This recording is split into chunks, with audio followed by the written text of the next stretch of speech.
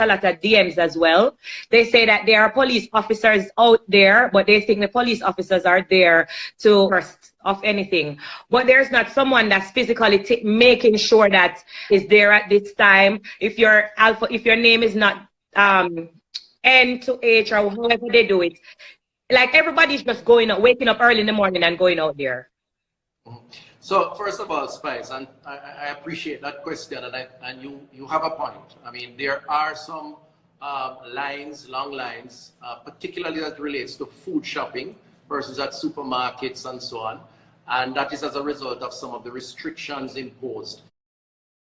If you allow me, I want to first about that the government under Prime Minister Andrew Holness, who is providing great leadership, the cabinet, we deliberate on these things, we discuss it.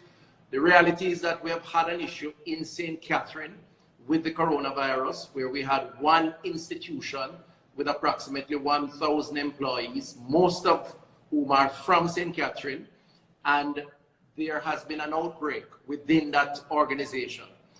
The virus is very, very contagious, meaning that it spreads very easily. If I talk to you and I am too close to you, you can pick it up, and of course you go home to your family members, your friends. So the lockdown was a result of us thinking that the way to try and control it is to discourage movement. Now, I want to say that people need to understand that the last time we had such a public health issue was 100 years ago. That was the Spanish flu in 1918.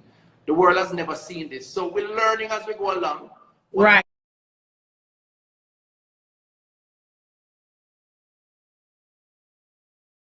I believe that the decisions that we have taken was the right that I know in his meeting on Monday with the cabinet will review the measures.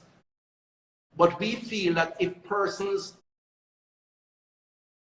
observe what was told to them in terms of the alphabetical order, then we would not have had this kind of rush. So some people not observing it. Now the police are not supposed to give guidance, and they are doing some of that, and as well as managing the movement. We are going to have to look at it again. We believe that the vast majority of persons are getting ahead, but the rush is happening in some places, and what we're going to have to do is look at it and see how we can restructure it. But it is a learning experience for us too. And I appreciate that. I just glanced at some of my comments, and they're saying it's happening in Spanish Town as well. So we're not leaving out Spanish Town area. It's happening in Spanish Town, Portmore as well. Some people are saying they went to the supermarket at 10 a.m. and they didn't get through at 5 p.m. And somebody also just comments, reduce the size of the group. But however, even if we reduce the size of the group, there are people in Jamaica who are not listening and they're not observing the government orders. So I would like the government to implement that, take that into consideration. So if a police is at the supermarket to make sure that if your last name starts with M, you're not supposed to be there, then you will be charged. I guess some strict measures need to be put in place, because everybody are going to just come outside and bungle up and blame it on Una like Una not do nothing, when the truth is all of us are in this together. So you're just one person. So I would hope that moving forward, when they review it, that they will abide to that. Well, this is why I'm enjoying talking to you, because you have your followers, you have people who listen to what you say. We need the message out there in all quarters of Jamaica. And to the extent that you appreciate and understand what is going on, then we appreciate the fact that you're sending that message. But you're absolutely right. Persons need to just listen, try to listen to the directions that we give. Remember, now in a Spice interests as an individual. I'm talking about the people in the community. We don't want any Jamaican, whether in Portmore or Spanish Town, to get COVID-19. We're trying to protect you. So the actions of the government is not about the government. It's about you, but personal responsibility is absolutely critical. And so the message is very important, but following the instruction is absolutely critical. And I can appreciate that, because before I came onto the live today, I make sure to call as much people from Portmore to find out how it was operating, and you know, the feedbacks that I got, it wasn't good. So like 65-year-old person was there with a younger person, and the younger person is arguing that me are going first and me first come, when the truth is that wasn't it. So you can't complain when you are not following the orders, because that is going to create a problem. Absolutely. But you know, we're gonna appreciate too that it is a rough period for Jamaica as it is for the world. There is some panic, there is some fear of the unknown, and we kind of have to manage the process in a way that makes us flexible. So I'm not going to blame the people for everything, because I think government have a role to play too. But we are prepared to be flexible, we are prepared to adjust, we are prepared to assess, which is why if it means making some changes around the shopping hours, I'm sure the Prime Minister and the Cabinet will consider it and will take necessary action. Another issue that they are having now with the shopping and the concerns that they're having, the poorer class of people are not able to buy in bulk, because I made a video and I said, I see people lining up in long lines, you're not practicing social distance, why are you waiting on the appointed time to run and get this and that? And they're saying, I can say that because I am able to afford to buy in bulk and stay home. What about the people who are like not working now? Is there anything that is being put into place where they will be able to get, I don't know, some form of support? Yes, we have made some adjustments in terms of providing support for those who are most vulnerable. The Minister of Finance made an announcement. We had it publicized on all media platforms, where persons who were working, who have to be of the slow time that we're in, and the shutdowns and the cutback of businesses, that they could apply. Over 400,000 Jamaicans, the last time I checked, applied for that support. And so they will be getting some assistance. In addition to that, members of Parliament have been given a little support to help the most vulnerable in the society. But you're right, part of the reason why we have to keep shopping establishments open, even with the shutdown, is because some people earn to live for one day. So their earning cycle is very short. So if you shut them down, and they can't buy a week of grocery. So we have to manage that, and that's why. But clearly, the alphabetical thing is a difficulty in some instances, because people may be panic buying. And what we want to reassure Jamaicans that you don't need to panic, because it's not like we're going to do something that would make you not have for extended periods of time. So if you don't get it today, you'll get it tomorrow. And that's a message that we have to get out there. Right. And with that, I want to hold you right there. You say if they don't get it today, you'll get it tomorrow. Is it that we need to extend the days and not only give them 2 days? Because here's another issue that they're raising in my DM. They're saying, but Spice, if I should wait on the alphabetical order or wait on my turn, the amount of people who live in maybe St. Catherine, they may feel like by the time them reach, everything is done. The supermarket don't have enough food to last or to serve them. So they're panicking and they're trying to rush to make sure that they have the little to eat. Right. So I want to clear that up, if I may, because part of even with the restrictions, we do allow the suppliers of food. So the bakers of bread, the manufacturers of flour and rice, the juices, we do allow them the flexibility to keep manufacturing or producing and to deliver. So it's not a case where, because St. Catherine is on lockdown, if the supermarket sells off all the bread today, they won't have any bread tomorrow. So that, because we know that people have to eat every day, and everything one time. A lot of people don't have the money to buy everything one time. So it will, over time, we will replenish stocks in the supermarkets. All right, good to hear that. Let me jump onto this other. Someone from Anova is saying it is the only place without COVID-19. Is that true? Up to recently, I believe. I think we now have a case there. I get briefed every day, a couple times a day. I think we had a case a day ago. The truth is that the COVID-19 is now in every parish across the country in different numbers. St. Catherine and the Kingston and St. Andrew area are the largest numbers of COVID-19. That's the biggest population of the country in these parishes. And as I said before, because we had the situation with that one institution, that call center, it has jumped the numbers significantly because a lot of the employees got the virus. And it's not just about them, because we have a lot of them, we have contacted most of them. It's about when they go home, their family members, when they go to play football, when they go to church, when they go to wherever. It spreads, so we have to keep things quiet so we can control it, which is why we have the lockdown. I was just going to raise that issue about the Ulrika workers, because a lot of people are saying the people who work there in Portmore, St. Catherine, doesn't necessarily mean that they live there. So why isn't there a lockdown in Kingston area as well?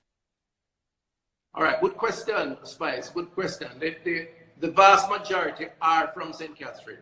I mean, I looked at the numbers. Of the almost 800, I would say about nearly 500 are from St. Catherine. Then you have the next most are from Kingston and St. Andrew, and then you have sprinklings in Clarendon and a couple other places.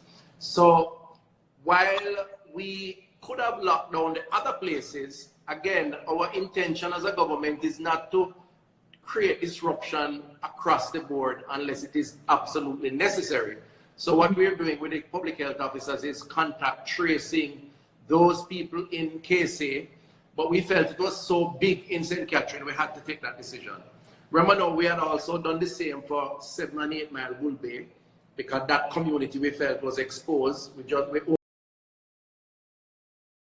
Because a lot of people are, so I'm going through my Instagram page, I'm going through my DMs, I'm hearing from the people on social media. Walk me through the process, because what is happening when the government come out and say St. Catherine is on lockdown, you have a lot of people who call them family at St. Thomas, them call them family at Montego Bay. They want to move because they don't want to be locked down. And then some people who may have been exposed, like they know within themselves that maybe they went to that call center, they don't want to come in to be quarantined. Can you walk me through the process, because I'm not sure why people are feeling like it is a deadly process. What happens when you go into quarantine? Well, the first thing that people have to appreciate and understand is that quarantining, which really means just putting you in a place where you do not interact with other people. So it means therefore that you're not going to take them and put them with other COVID other people who have been exposed. No. I just want them to be clear on that, because that's why most people don't want to go into quarantine. So remember now, Spice, you can quarantine someone at their home. So you could say quarantine at home for a month now. Exactly, right? So you can say to somebody, if you examine their home and they have a room and a bathroom access where they don't come in contact with the children or the grandparents or the wife or husband, you could say to them, and the health people will keep in touch with you, stay in that space for the next 2 weeks, because that's the time the virus takes to show. You could then quarantine also in a government institution, and we have several of them around the country. And all it means is that you stay in a room, you probably watch TV, you read a book, you listen to some music, you have your phone to make call, you have a bathroom that you can use.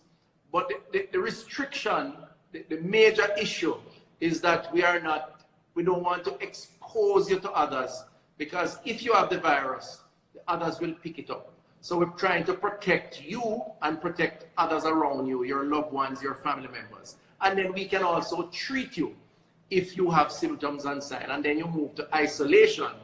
Now, the difference between isolation and quarantine is that isolation is when you show that you have symptoms, you have the cough, you have the fever, you have the virus, if they test you, they put you in a hospital and they treat you so you can get better. Some people are isolated at home in countries like where you are and in England and so on, because there are so many people with the virus. they make some of them stay home and treat them at home. Right. Right now, we don't have as many, so we treat most of our positives at hospitals. But it's not a bad thing. It's really to protect you and to get you well, and so you don't infect other people. All right. My next question is, since many people have been laid off, I think we spoke about that already. Okay. And we said that the Minister of Finance is making some support for that. Right. Do you have an interest in any PBO?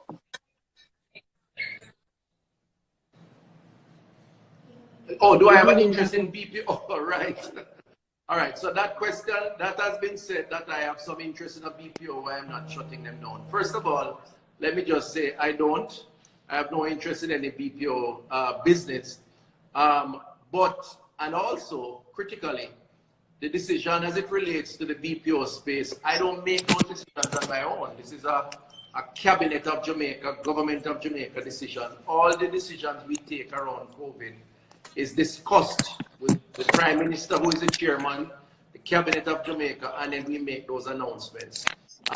There's a rumor that I have interest in me or some other minister, another colleague minister. That's not the case. In my private life, I have given consulting services to many businesses, but in government, I only focus on what is in the best interest of the country and the people. And the decisions that we make now are in the best interest of the country and the people. All right, someone is asking, well, I'm not sure if this question would be for you or the government, but they're asking about the fixing up of the national arena instead of fixing up the already existing hospital, because there is not enough, I guess. Right. I think I'm having some. Right. So what happens, Spice, is that we expect, just like in America and in other parts of Europe and the world, that a lot of people will get the virus. As I said to you before, that this virus, the last time the world saw a virus like this was in 1918, the Spanish flu, and the Spanish flu killed 60 million or more people across the world. The way they had to deal with it was the same thing we're doing now. Social distancing, staying away, shutting down, stopping movement. But the fact is, because of the numbers of people who will get ill, we have to set up our hospitals to accept them, but we don't have enough hospital beds to deal with all of them. So the national arena is being retrofitted, meaning we're transforming it for a while into a hospital by putting in partitions, putting in beds, and we're doing that to prepare for the possibility of a lot of people having the disease. Because as a country, as a responsible government, we don't want people to have it and they can't get medical service. And the truth is, many countries in the world are doing that. If you look in Europe, you see people transforming arenas into Most hospitals. Definitely.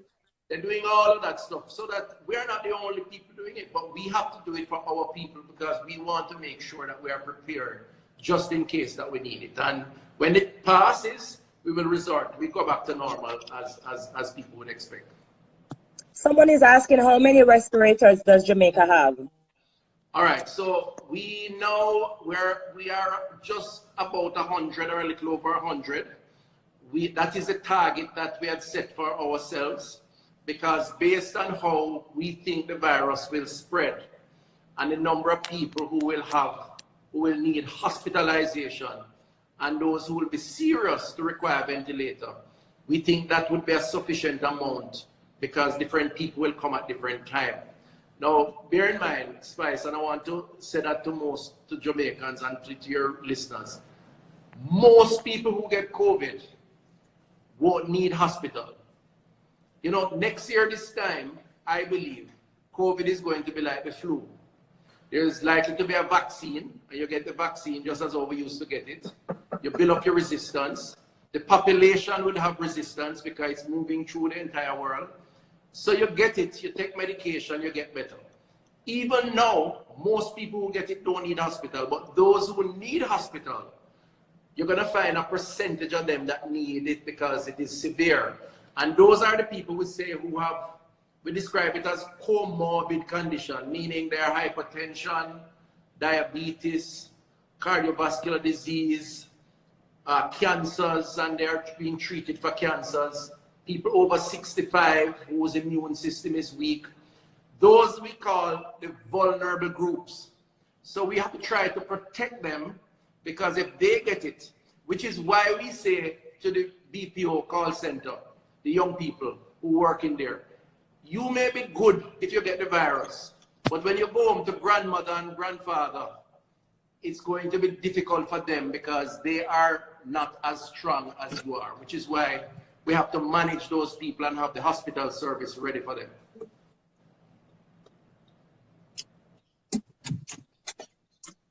I'm so sorry. I'm so sorry. No, that's fine. I'm so sorry. I'm letting in my little son from the... Oh, no, that's good. How is Right. good? I'm here with my kids as well, because we cannot return to Jamaica. So let me go ahead and raise that concern that a few people have been asking about the borders, when it will be open. Some are saying they're stuck here in America, their visas will expire, their mother is of age, they need to return home. Is there any way you can answer that question for the people who is concerned about the borders being First of open? all, I want to ask you, how are the kids, and are you homeschooling, right? Say that again? I said, first of all, I want to ask you, how are the kids, and are you homeschooling? Like yes, I'm definitely doing homeschooling, and we do that through different separate aspects. My son is from Wilmers, my daughter is from Immaculate Conception, and they're doing a great job. They do classes in the morning on the Zoom, and you know, they keep me up to date through the email when the classes are coming in, and I just click the link on the Zoom. So I must commend them on that as well. So yes. That's very good. Well, the truth is that you are one of many Jamaicans who are stuck where they are. And again, I want to explain the rationale for it, because there's a reason for it. The virus spread through people, and the world really has been brought to a standstill by the virus. I mean, many countries in the world have said you have to stay put, because the extent to which you travel, you could either pick up the virus while you're traveling, right, or transmit it. In our case, we have imposed these restrictions like many other countries, and where we are now is assessing how it is as a government we are going to start allowing travel again. Now, it's not just up to us, it's up also to what the countries that where our Jamaicans are. right. So the US, for example, have some decisions to make, and they are making them. Airlines that are now grounded will have to make some decisions as to when they're going to start flying. Our own border protection in terms of some of the things we have to put in place to protect people coming in. So what we have to do now, and what we are doing now, is collaborating to find a solution. And that involves working with other countries and with all the experts involved. So it is going to happen. Just give us a little more time as we seek to manage the risk of the disease as other countries are doing. I am willing to give as much time as possible, because I believe that, you know, the only concern should be that of the people, which is the majority, and that, you know what I mean, your job is keeping Jamaica safe. So, you know, I'm aware of that. It's just that there's a lot of people out there who are complaining about being stuck and can't go home, and I understand their situation. So if you could take them into consideration as well. Some people are saying that someone came in from, is it Turks and Caicos? Right. And they were tested positive for the COVID-19. Right. So they are now raising some concerns of why this person came in from Turks and Caicos, and they are not being allowed, and they are Jamaican citizens. Right. So in this case, and I'm happy you asked the question because it is on the media now. In this case, that individual was operated on in Jamaica at the University Hospital in the West Indies some time ago. A serious operation. The person has cancer. Person went back home. Now, some of these smaller islands, Spice, don't have the facilities.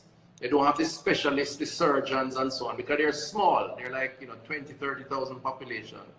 So the person went back home, got ill, They tried to correct it there, and they got worse. So the person would have died. So the country contacted back the surgeon in Kingston at UWI, and the university hospital spoke to the ministry, went through the process on compassionate ground with the Ministry of National Security, and they got a permission to be flown in so they can do a second operation. They never knew and did not test until after the operation. They decided to check for COVID. And it is after the operation they realized that the person was positive. So into the COVID ward, which we have at the university, and is being treated. But my information is that the doctors were well prepared. They were properly clad. I don't get the impression that anybody was at any major risk. And I may be not getting all the information because I just learned of this morning. But on the issue of the individual, the truth is, it is an ongoing case that a doctor was dealing with, and the person would have died if they never got the support of university. And we have to make some exceptions when it comes to life and death in these cases, and that's what we did. Which is understandable. I must commend you as well, because I believe that you're also risking your life by being out there and doing as much as you can. So you're also risking your life. So I want to thank you on behalf of the people for doing such a great job. I know some of my questions are not maybe of the minister for you, which is, you know, you're the Minister of Health and Wellness, but, you know, I just want to try my best to answer as much as, you know, to get as much answers as possible. Some people are asking about the deportee that is coming in and about the health risk, you know, if there's anything that is put in place, will they be in quarantine? I'm not sure if that question should be for you as well. I mean, it's still health and wellness. They're concerned if they're going to bring the COVID into the country. Who are those people? Sorry, I didn't hear the that. Deportees. Oh, right. No, man, you can ask me the questions, but if I can't answer it, I just tell you I can't answer it. I mean, you know, that's how we roll. We're gonna roll. Thank you so much. We appreciate the time, and I think everybody else appreciates it as well. As you can see, the amount of views we have right now, they really are appreciating this. So thank you so much. No, and thank you. But on the deportees, again, this is a matter that the Ministry of National Security, Minister Horace Chang, and he does take it to cabinet, so all of us discuss it, the Prime Minister, everybody. And it's being dealt with from that level. Now, I can't comment on when or if they will come, or when they will come. It's not a matter of if, but when. But what I will say from a public health perspective, when they come, they are going to be subjected to what we call a protocol or a procedure that will allow us to make sure that they're not coming in with the virus, right? And that's the same quarantine arrangement. So you put into a particular place, you stay there for 2 weeks, your temperature is checked every day. If you have no symptoms or you're tested, because we do the test, we collect the swab or the specimen from your throat and your nostril, run it in the lab. Then once they are free of COVID, then they would be allowed to go in the general population. So our responsibility is not to decide when they come. That's national security. Our responsibility is that when they come, we take care of things to make sure that they're not affecting negatively anybody in the population.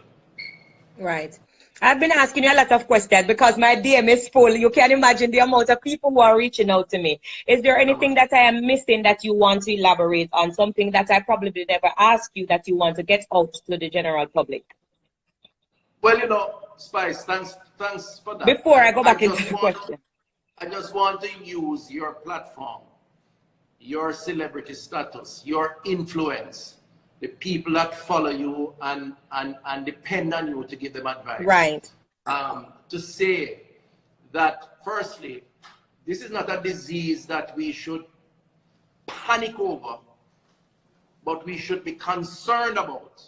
So we should always say, think about it, that is something that we're going to have to work to overcome.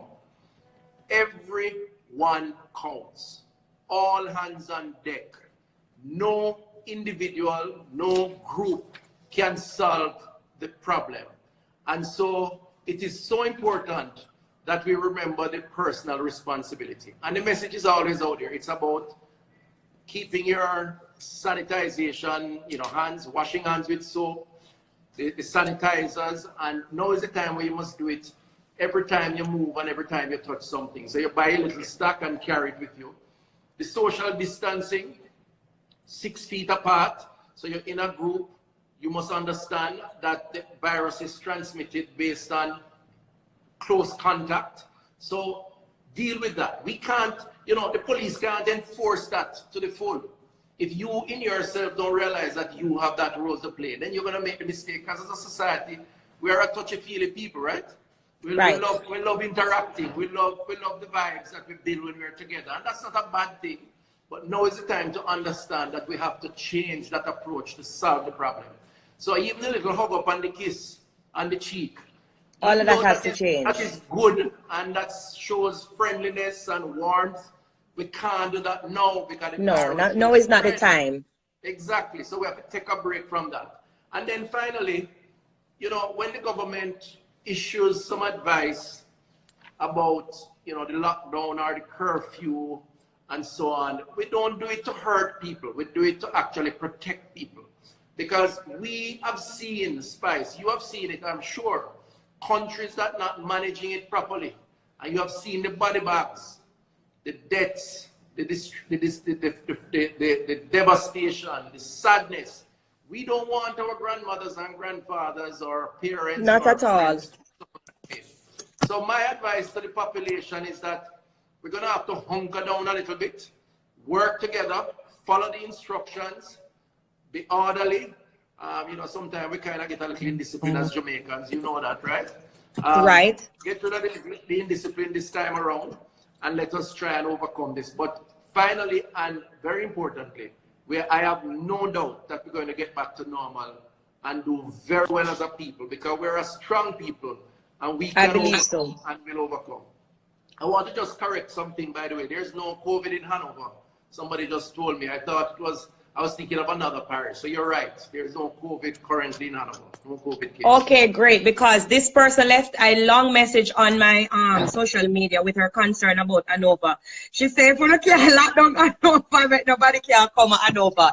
Is there anything that can be done where, people traveling to them family and stuff, since as the virus is not there and we are trying to eliminate the spread of the virus? Can you close certain areas so that people don't go into the area? Like if you're not from Hanover, you're not supposed to be in Hanover. Well, can I tell you, in some countries, and I can't rule out that that won't happen in Jamaica. Again, it's not my decision alone, the Prime Minister and the Cabinet. But in some countries, they shut down entire states.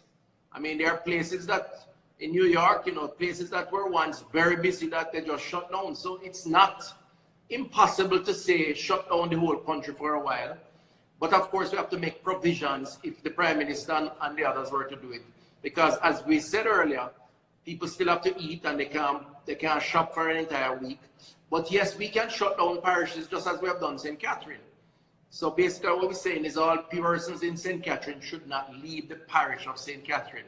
We could do it for Hanover, we could do it for St. James or anywhere else, or we could do across the board, or we could do just a community like we did Bull Bay, 7 Miles, and Cornpeace in Clarendon. Because what they are saying, they don't want you guys to wait until the suddenly to lock down the place, just as when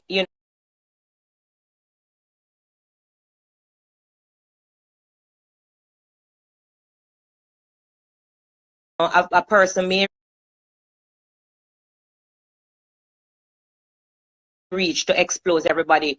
If it's not there, then it's possible that you still can lock down the area. Because the truth is, to assess situation will tell you that even though you don't get a lot of cases, the virus lags for about 2 weeks. So the virus could be under the surface, spreading. And so someone may say, why are you locking down Hanover when you don't have a case? Or you lock down St. Thomas when you only have 2 cases? One of the good things about the public health people is that they do something called contact tracing. Contact tracing means once you have a positive case, they track down everybody who was linked to that positive case. Right. They track down where they went, and Jamaican people travel a lot. We move from parish to parish. We're like Most nomads, definitely. right? We have a girlfriend over in another parish. We have a cousin in the other parish.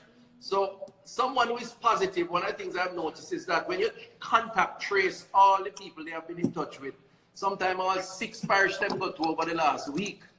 And therefore, they expose these parishes. So even though you don't have a case, the contact trace could show that we may need to take action based on who they have been in touch with and where they have gone. And so we could actually do that because the virus is there, even though it's not showing. How long does it take for you to, after you test for the COVID-19, how long do you take to get the results? So normally we would say within 24 hours, but we could do it within 12. I mean, it depends. We test in batches. So I did my test, by the way, and got negative this week. So congratulations. Thanks. I'm happy to know that. Congratulations. Right. I think it's important that as one on the front line, you know, I have to go out there and motivate the people who are on the ground. And so I put myself at risk, but I understand that's the nature of the work, right? So I did my test, and I must tell you, it's not pleasant, but it's doable. Your test is not pleasant? Yeah, it's not very pleasant, put it that way. But I'm not discouraging. If you have to do it, you have to do it. They put a swab, they call it. It's like a Q-tip that you use to clean your ears, right? And they put it in both of your nostrils, and it goes right up to the back, almost the back of your throat or the back of your head. Wow. So it goes right through the passage, and then they twirl it a little to pick up the substance around here, and then they put one in your throat through your mouth. So when I did the one in the nose here, first of all, I don't really like going to the doctor, right? So I shut my eyes. It's like when I do a blood test, I don't look at the needle because I'm afraid. Right. but I mean, when they put it and it hits the back, you know, the nurse said to me, I just want to tell you that you're going to see twinkly stars when it touches the back. It wasn't that bad. It wasn't that bad, but it was a little uncomfortable. It sounds like it bad. It sounds bad to me. So because I don't want to reach to that stage, I think it's best me stay home so that I don't have to be but you know, exposed. The staff, the nurses and doctors are amazing. Our Jamaican. I'm so proud. Can I tell you how proud I am? Let's talk about the people who have recovered, because you have a lot of people who have also recovered. So I want to commend the frontline workers and all the nurses, doctors, everyone in Jamaica. I am extremely proud of the work that they are putting in. So let us talk about the recoveries. And I also have a question I don't want to forget. Meanwhile, you're talking about the recoveries. I want you to also elaborate. When we see, they say Jamaica now has 160 cases and 25 recovered. Is it that I must take away the 25 from the 160? Right. So when we tracked the 100 and odd cases, and that is all. And that would be the total amount. That's the total amount that have gotten COVID. Okay. The recover we keep as a separate category. So we have just over 20. I think it's about 21 or 22. I need to check, but it's over 20 recovered. And we have 163, I think, the last time I saw. I know we're supposed to get an update shortly. Maybe after this program, I'll get that. And we try to keep the public informed. Now, we have lost, unfortunately, 5 persons. 5 have died. What it shows is that most people recover from COVID-19. Most persons. That's and like good. I said, people who die, unfortunately, are normally the older population and people who have underlying sicknesses. So, you know, as I say, hypertension, diabetes. I mean, we have had a 79-year-old who passed. He had some other conditions. We have had a 40-year-old, but he had some other underlying conditions. Sorry to hear that. So it's so important that if you have a situation already, you have to be extra careful. The kids tend to get through very quickly and easily, but very importantly, one of the reasons why we suspend school is that the kids, while they will overcome COVID, for the most part, they are very big spreaders of it. Because they, you know, our children, they don't necessarily wash hands and take precaution. They jump and play around and touch everything. Most definitely, and then they bring it home. And they bring it right home and they give it to grandmother, grandfather, mommy, daddy. And so what the history has shown us is that kids do fairly well if they have it, but they spread it very rapidly because they pick it up and they don't observe a lot of the hygiene practices that we say is important. So will they be right? We have to teach them, because I constantly teach my kids not to touch, not to do. They have a tendency to touch everything, but they are kids, so I understand. So is it safe for me to ask you, will school be open back on the 20th of April, as was said before, or this is also something we have to take into consideration and maybe push back? Well, the Minister of Education, Minister Samuda, will speak more definitive to that, but I believe I can frankly say that it's unlikely. But because it's really a matter of how you manage the risk, and we're already close to that, and we believe we still have some ways to go to overcome the challenge. I mean, we have the homeschool that's taking place. It's working for the most part, based on the reports I've heard from the minister. But, you know, it's important that we protect our children, and it's important that we protect those who they go home to. And as you can see, Spice, throughout the world, many schools have been suspended until the new term, which is in September. Here, they have suspended it for the rest of the year here in Georgia. Exactly. So it is one of the strategies, because our population at that level, that cohort, young people, are massive and they move around a lot. And remember now, the solution is to prevent movement. I know it's rough for them. One of the things that we have to encourage is, what do they do at home? Because they're not accustomed to it. Just like us as adults who go to work. So apart from the school work, one of the things we have to promote is, how do we keep them engaged, keep them occupied, you know, and that's something that we all have to play an important role in, giving them a little more time. All right.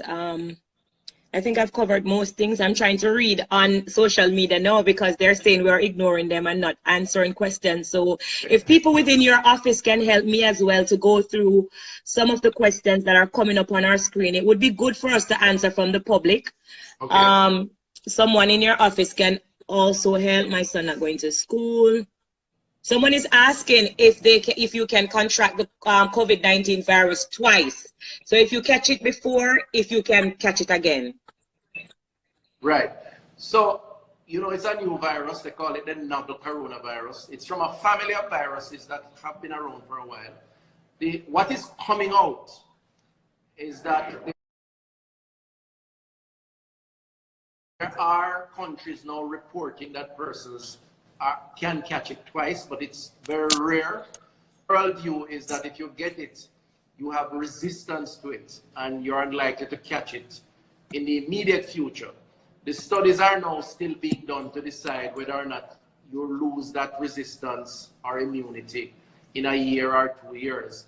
But because the decision around that is not yet the case. So I've read in a few cases where a person says they have caught it again. But for the most part, once you have it, it seems as if you have built up enough antibodies not to have it, at least in the immediate future.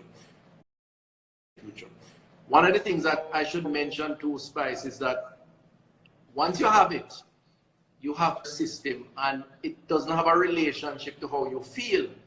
So one of the things that we have done is we test persons, and they have to get 2 negative tests over a 48-hour period for us to say you don't have the virus, because many people are perfectly healthy, they have the virus, they're spreading it, but you know, you don't know, because you feel like there's nothing wrong. So we have to manage that very carefully also.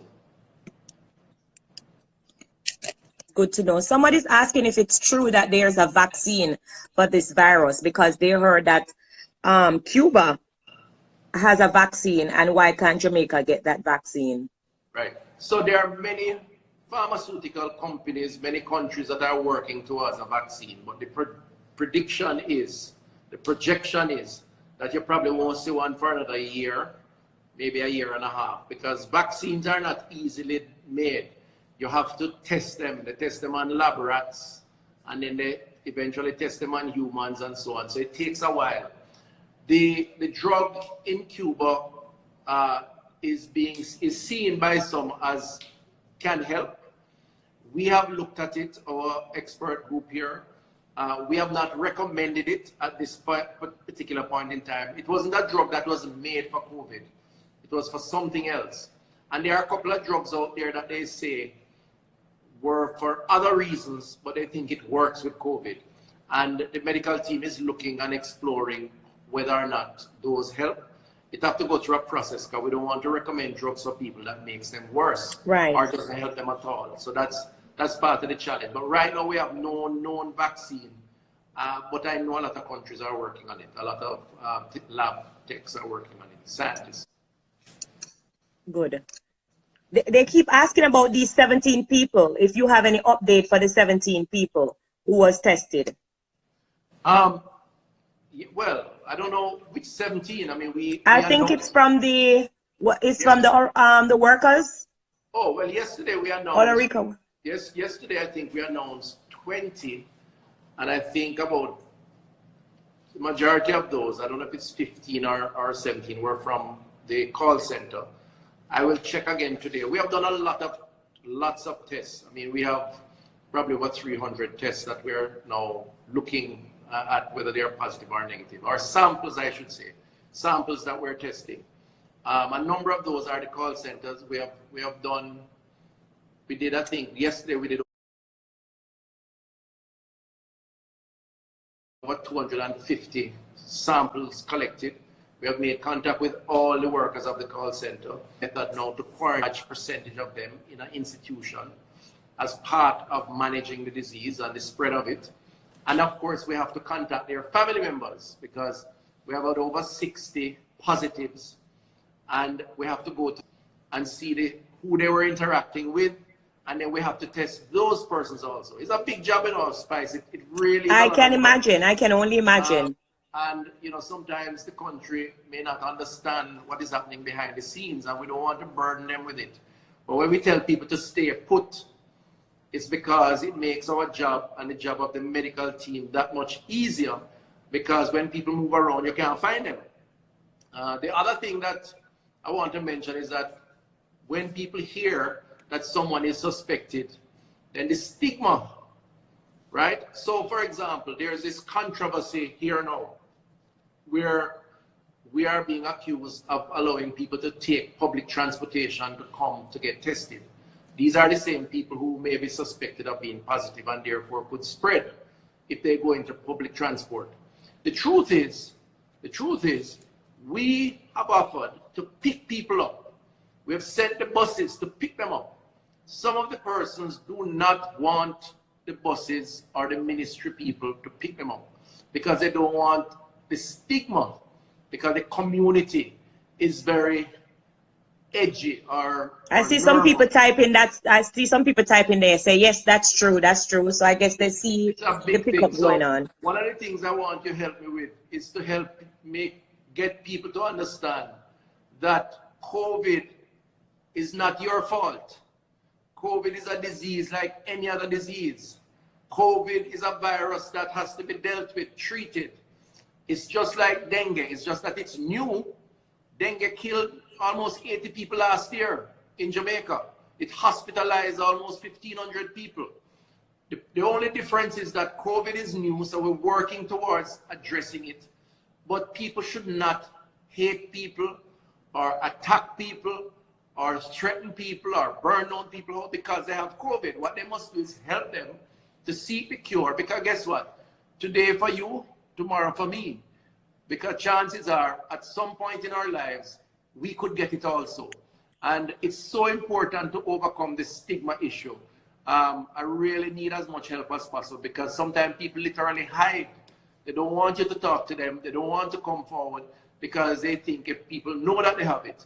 And in fact, we have had some cases where people have been threatened because we want them and we asked them to come to us. So not to take the bus, they go on public transport. And what they have done is put themselves at risk and others at risk. And that has created some challenges for us over the last day in Kingston, in St. Catherine, sorry. Right, so that's good to hear.